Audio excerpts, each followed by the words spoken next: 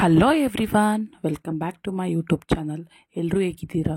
ಎಲ್ಲರೂ ಚೆನ್ನಾಗಿದ್ದೀರಿ ಅಂತ ಭಾವಿಸ್ತೀನಿ. ನನ್ನ ಖುಷಿನ ನಿಮ್ಮ ಜೊತೆ ಶೇರ್ ಮಾಡ್ಕೋಬೇಕು ಅಂತ ನಾನು ಈ ವಿಡಿಯೋ ಮಾಡ್ತಾ ಇರೋದು. 2020ರಲ್ಲಿ ಕರ್ನಾಟಕ ಗೃಹ ಮಂಡಳಿಯವರು ಒಂದು ನೋಟಿಫಿಕೇಷನ್ ಬಿಡ್ತಾರೆ. ಅದು ಗೊತ್ತಾಯ್ತು, ನನ್ನ ಹಸ್ಬೆಂಡ್ ಹೇಳ್ತಾರೆ ನಾನು ಹಾಕ್ತೀನಿ, ನೀನು ಅಪ್ಲೈ ಮಾಡು, ನಿಮ್ಮ ಅಪ್ಪನೇ ಸಲ್ಲಿ ಒಂದು ಅಂತ ಹೇಳ್ತಾರೆ. ಯಾಕಂದ್ರೆ ಅವ್ರು ಸೀನಿಯರ್ ಸಿಟಿಸನ್ ಎಲ್ಲ ಬರುತ್ತೆ ಅಂತ. ಸೊ ಓಕೆ ಅಂದ್ಬಿಟ್ಟು ನಾನು ಆ ಡಿ ಡಿ ತೊಗೊಂಡೆ. 10,000 ಆಗಿತ್ತು. ಡಿ ಡಿ ತೊಗೊಂಡು ಅಪ್ಲೈ ಮಾಡಿದೆ. ಅಪ್ಲೈ ಮಾಡಿದ 4 ವರ್ಷದ ಮೇಲೆ ನಮ್ಮಪ್ಪನ ಒಂದು ಲೆಟರ್ ಬರುತ್ತೆ. ಸೊ ಅಲ್ಲಿ ಸೈಟ್ ಅಲೌಟ್ ಆಗಿದೆ ಅಂತ. 5 ತಿಂಗಳಿಂದ ನಾವು ಭೂವರಾಹ ಸ್ವಾಮಿ ದೇವಸ್ಥಾನಕ್ಕೆ ಹೋಗಿ ನಾನು ಯೂಟ್ಯೂಬಲ್ಲಿ ಹಾಕಿದ್ದೆ ಕೂಡ. ಸೊ ಇದೊಂದು ಮ್ಯಾಜಿಕ್ ಕೂಡ. ಜೊತೆಗೆ ಇದನ್ನು ನಂಬೋಕ್ಕಾಗೋದು ಇಲ್ಲ.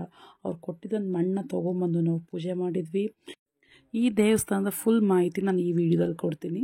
ಇದು ಮೈಸೂರಿಂದ ಸುಮಾರು 45 ಕಿಲೋಮೀಟ್ರ್, ಹಾಗೆ ಬೆಂಗಳೂರಿಂದ ಸುಮಾರು 180 ಕಿಲೋಮೀಟ್ರ್ ಆಗುತ್ತೆ. ಪ್ರತಿಯೊಬ್ಬರಿಗೂ ಒಂದು ಕನಸಿದ್ದೇ ಇರುತ್ತೆ. ಒಂದು ಸಣ್ಣದಾದರೂ ಜಾಗ ತೊಗೊಬೇಕು, ಒಂದು ಪುಟಾಣಿ ಮನೆ ಆದರೂ ಕಟ್ಟಬೇಕು ಅಂತ. ಯಾರು ತಾನೇ ಇರಲ್ಲ ಅಲ್ಲ. ಅದೇ ಥರ ನಮಗೂ ಕೂಡ ಆಯಿತು. ಅದೀಗ ನನಸಾಗಿದೆ. ಇಲ್ಲಿ ಸೈಟು ಮತ್ತು ಮನೆ ಕಟ್ಟ ಪರಿಹಾರ ಅಷ್ಟೇ ಅಲ್ಲ, ಜೊತೆಗೆ ರಾಹು ದೋಷ ಇರೋರು ಕೂಡ ಇದ್ರ ಪರಿಹಾರ ಇಲ್ಲಿ ಮಾಡ್ಸೋಕ್ಕೆ ಬರ್ತಾರೆ. ಒಂದು ವಿಷಯ ನಾವು ತಿಳ್ಕೊಬೇಕಾಗಿರೋದು ಏನಂದರೆ, ಹೆಣ್ಣು ಮಣ್ಣು ಮಣ್ಣು ಅಷ್ಟು ಸುಲಭವಾಗಂತೂ ಬರಲ್ಲ. ಅದು ಬರಬೇಕಂತ ಇದ್ರೆ ಯಾರು ತಡೆದ್ರೂ ಅದು ನಿಲ್ಲೋದಿಲ್ಲ. ಆದರೆ ಈ ದೇವರ ಮಹಿಮೆ ಮಾತ್ರ ಅಪಾರ. ಒಂದು ಖುಷಿ ಏನಂದರೆ, ನಾವು ಈ ದೇವರ ಅನುಗ್ರಹಕ್ಕೆ ಪಾತ್ರರಾಗಿದ್ವಿ ಅನ್ನೋದೇ ಒಂದು ದೊಡ್ಡ ಖುಷಿ ಕೂಡ. ಇಲ್ಲಿಗೆ ತುಂಬ ಜನ ಬರ್ತಾರೆ. ಬೆಂಗಳೂರಿಂದ, ಆಂಧ್ರ, ತಮಿಳ್ನಾಡು, ಹೈದ್ರಾಬಾದ್ ತುಂಬ ಜನ ಬರ್ತಾರೆ. ಅದರಲ್ಲೂ ಎಸ್ಪೆಷಲಿ ಸ್ಯಾಟರ್ಡೆ ಸಂಡೇ ಜನಸಾಗರನೇ ಹರಿದಿರುತ್ತೆ. ಮೊದಲು ದೇವಸ್ಥಾನಕ್ಕೆ ಹೋದ್ಮೇಲೆ ನಾವು 11 ರೌಂಡ್ ಪ್ರದಕ್ಷಿಣೆ ಹಾಕಬೇಕು. ಅಲ್ಲಿ ಒಂದು ಸೈಡಲ್ಲಿ ಮಣ್ಣಿರುತ್ತೆ. ಆ ಮಣ್ಣು ಇಟ್ಕೊಂಡು ನಾವು 11 ರೌಂಡ್ ಪ್ರದಕ್ಷಿಣೆ ಹಾಕ್ಕೊಂಡು ಬರಬೇಕು. ಅದಾದಮೇಲೆ ನಾವು ಪೂಜೆ ಕೂತ್ಕೊಬೇಕು. ಅದು ಪೂಜೆ ಕೂತ್ಕೊಂಡ್ಮೇಲೆ ಪೂಜಾರಿಗಳು ಅದನ್ನು ಮಣ್ಣು ಪೂಜೆ ಮಾಡಿ, ನಮ್ಮ ಹೆಸರೆಲ್ಲ ಹೇಳಿ ಮಣ್ಣು ಪೂಜೆ ಮಾಡಿ ನಮ್ಗೆ ಆ ಮಣ್ಣನ್ನು ಕೊಡ್ತಾರೆ. ನಾವು 11 ರೌಂಡ್ ಪ್ರದಕ್ಷಿಣೆ ಆಗಿ ಮರ್ತ್ಕೊಂಡು ದೇವಸ್ಥಾನ ಡೈರೆಕ್ಟಾಗಿ ಹೋಗಿ ಪೂಜೆ ಕೂತ್ಕೊಂಡ್ರೆ, ಮಣ್ಣು ತೊಗೊಂಡೋಗಿ ಪೂಜೆ ಕೂತ್ಕೊಂಡ್ರೆ ಅವ್ರು ಹೇಳ್ತಾರೆ ಕೊನೆಯಲ್ಲಿ, ನೀವೇನಾದರೂ 11 ಪ್ರದಕ್ಷಿಣೆ ಹಾಕ್ತೇನೆ ನೀವು ಮಣ್ಣು ತೊಗೊಂಬಂದಿದ್ರೆ ಪೂಜೆ ಮುಗಿಸ್ಕೊಂಡು ಹೋಗಿ 11 ಪ್ರದಕ್ಷಿಣೆ ಹಾಕ್ಕೊಂಡು ಬನ್ನಿ ಅಂತ ಪೂಜಾರಿಗಳೇ ಹೇಳ್ತಾರೆ.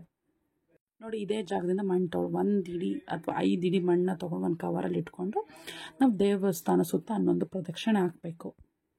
ಈ ದೇವಸ್ಥಾನಕ್ಕೆ ಸುಮಾರು 2500 ವರ್ಷಗಳ ಇತಿಹಾಸ ಇದೆ ಅಂತ ಹೇಳ್ತಾರೆ. ಈ ದೇವಸ್ಥಾನದ ವಿಶೇಷತೆ ಏನಂದರೆ, ಭೂದೇವಿ ವರಾಹಸ್ವಾಮಿ ಎಡಭಾಗದಲ್ಲಿ ಕೂತಿದ್ದಾರೆ. ವಿಷ್ಣುವಿನ 3ನೇ ಅವತಾರದ ವರಾಹಸ್ವಾಮಿ ಹಿರಣ್ಯಾಕ್ಷದಿಂದ ಭೂದೇವಿಯನ್ನು ರಕ್ಷಿತ ಪುಣ್ಯಕ್ಷೇತ್ರ ಎಂದು ಕೂಡ ಕರೀತಾರೆ ಇದನ್ನ. ಇದು ಏಕಶಿಲಾ ಮೂರ್ತಿ ಅಂತ ಕೂಡ ಕರೀತಾರೆ. ಯಾರೆಲ್ಲ ನನ್ನ ಚಾನಲ್ನ ಸಬ್ಸ್ಕ್ರೈಬ್ ಮಾಡಿಲ್ವೋ ಈಗಲೇ ಸಬ್ಸ್ಕ್ರೈಬ್ ಮಾಡಿ ಮತ್ತು ಬೆಲ್ ಐಕನ್ ಪ್ರೆಸ್ ಮಾಡಿ. ಸೊ ನನ್ನ ಅಪ್ಕಮಿಂಗ್ ವೀಡಿಯೋಸ್ ನಿಮಗೆ ನೋಟಿಫಿಕೇಷನಲ್ಲಿ ಬರುತ್ತೆ.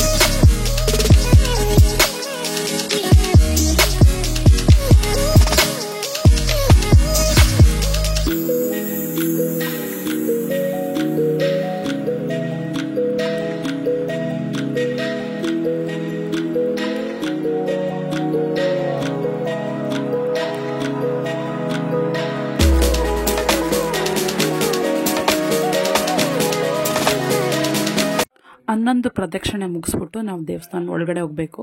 ಒಳಗಡೆ ಆದಮೇಲೆ ರೈಟ್ ಸೈಡಲ್ಲಿ ಒಂದು ಟಿಕೆಟ್ ಕೌಂಟರ್ ಇರುತ್ತೆ. ಟಿಕೆಟ್ ತೊಗೊಬೇಕು. ಟಿಕೆಟ್ ತೊಗೊಂಡು ಆದಮೇಲೆ ನಾವು ತೊಗೊಂಡೋಗಿರ್ತೀವಲ್ಲ ಆ ಮಣ್ಣಿಗೆ ಪೂಜೆ ಮಾಡ್ತಾರೆ.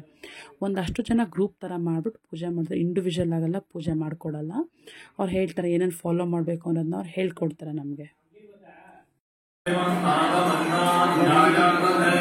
वायंगौ पुष्टिरक्रमे दशनं मातरं पुनः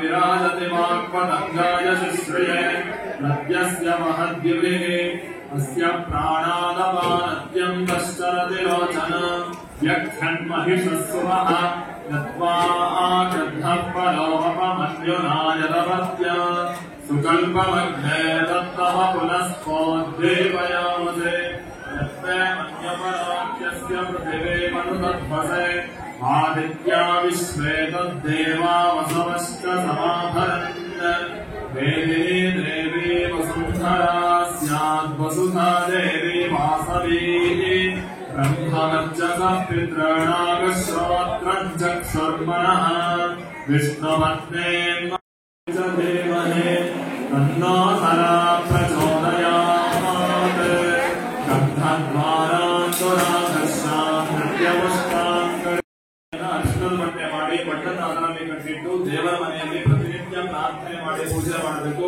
ನೀವೇನು ಪ್ರಾರ್ಥನೆ ಮಾಡ್ಕೊಂಡಿರ್ತೀರಾ ನಿಮ್ಮ ಕೆಲಸ ಕಾರ್ಯಗಳು ನೆರವೇರಿದ ಮೇಲೆ ಇಲ್ಲಿಗೆ ಬಂದು ದೇವರ ದರ್ಶನ ಮಾಡಿ ಮತ್ತೆ ಮನೆಗೆ ಹೋಗಿ ಕೊನೆಯದಾಗಿ ಪೂಜೆ ಮಾಡಿ ಬಣ್ಣನ ತುಳಸಿ ಗಿಡಕ್ಕೆ ಹಾಕ್ಬೇಕು. ಬಣ್ಣನ ಬೇರೆ ಎಲ್ಲೂ ಹಾಕಬಾರ್ದು.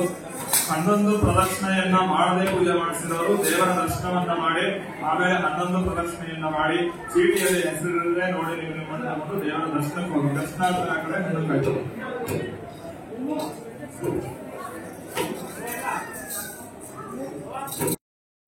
ಪೂಜೆ ಎಲ್ಲ ಆದಮೇಲೆ ಗರ್ಭಗುಡಿ ಒಳಗಡೆ ಬಿಡ್ತಾರೆ. ಸೊ ಗರ್ಭಗುಡಿ ಒಳಗಡೆ ಫೋಟೋ ವಿಡಿಯೋ ಏನು ಮಾಡೋದಕ್ಕಾಗಲ್ಲ. ನಾವು ಸ್ವಾಮಿನ ಹಾಗೆ ದರ್ಶನ ಮಾಡಬೇಕು. ಇಲ್ಲಿ ಒಂದು ಒಳ್ಳೆ ವೈಬ್ರೇಷನ್ ಇದೆ. ನಾನು ಅದನ್ನು ಫೀಲ್ ಮಾಡಿದೆ ಕೂಡ. ನಾವು ಕಣ್ಣಲ್ಲೇ ತುಂಬ್ಕೊಬೇಕು ಅಷ್ಟೇ. ಅದು ಕತ್ಲೆ ಥರ ಇರುತ್ತೆ. ಸ್ವಲ್ಪ ಹತ್ರದಿಂದ ಹೋಗೋಕ್ಕೆ ಬಿಡ್ತಾರೆ, ಬಟ್ ಒಳಗಡೆ ಬಿಡೋದಿಲ್ಲ. ಫೋಟೋ ವಿಡಿಯೋ ಲೈಟ್ಸ್ ಅಲ್ಲಿ ಏನೂ ಇರಲಿಲ್ಲ. ನಾನು ಟ್ರೈ ಮಾಡಿದೆ ಅದನ್ನ ಝೂಮ್ ಮಾಡಿ ಕ್ಯಾಪ್ಚರ್ ಮಾಡೋಕ್ಕೆ, ಬಟ್ ಅದು ಆಗಲಿಲ್ಲ. ಅಲ್ಲಿಂದ ಹೊರಗಡೆ ಬರಬೇಕಾದ್ರೆ ನಮ್ಮದು ಹಣ್ಣು ಕಾಯಿ ಕವರ್ ಏನಿರುತ್ತೆ ಅದನ್ನು ತೊಗೊಂಡು ಎಕ್ಸಿಟ್ ಆಗ್ತೀವಿ ಅಲ್ಲಿಂದ. ನೋಡಿ ಎಲ್ಲರೂ ಅವ್ರವ್ರ ಕವರ್ ತೊಗೊಂಡು ಬರ್ತಾ ಇದ್ದಾರೆ. ನಾವು ಕೂಡ ತೊಗೊಂಡು ಬಂದ್ವಿ.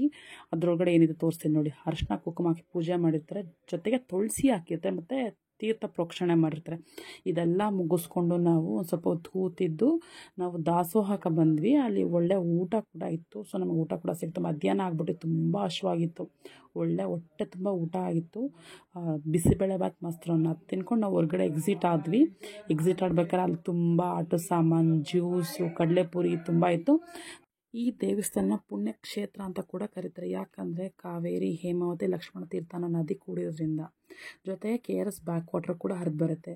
ನಿಮ್ಗೇನಾದರೂ ಈ ವಿಡಿಯೋ ಇಷ್ಟ ಆದರೆ, ಇನ್ಫಾರ್ಮೇಟಿವ್ ಅನಿಸಿದ್ರೆ ಪ್ಲೀಸ್ ಲೈಕ್ ಮಾಡಿ, ಶೇರ್ ಮಾಡಿ, ಕಮೆಂಟ್ ಮಾಡಿ, ಜೊತೆಗೆ ಸಬ್ಸ್ಕ್ರೈಬ್ ಮಾಡಿ.